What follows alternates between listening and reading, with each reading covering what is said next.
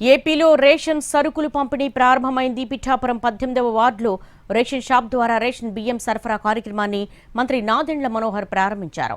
లబ్ధిదారులకు రేషన్ బియ్యం అందించారు. ఇకపై ప్రతి నెల తొలి 15 రోజుల పాటు రేషన్ షాపుల ద్వారా నిత్యావసర సరుకులు అందించనున్నారు. 1వ తేదీ నుంచి 15 వరకు ఉదయం 8 గంటల నుంచి 12 గంటల వరకు, తిరిగి సాయంత్రం 4 గంటల నుంచి 8 గంటల వరకు చౌక ధరల దుకాణాల్లో రేషన్ పంపిణీ కొనసాగనుంది. 65 పైబడిన వృద్ధులు, దివ్యాంగులకు వారి ఇంటి వద్దనే రేషన్ సరుకులు అందిస్తారు.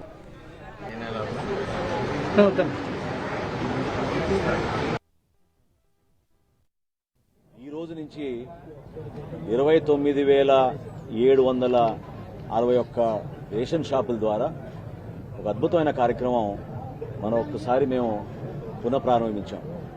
15వ తారీఖు వరకు ఉదయం 8 నుంచి మధ్యాహ్నం 12 వరకు, మళ్ళీ 4ంటికి ఓపెన్ చేసుకుని సాయంత్రం 8 వరకు కార్డుదారులు అందరికీ కూడా అందుబాటులో ఉంటారు.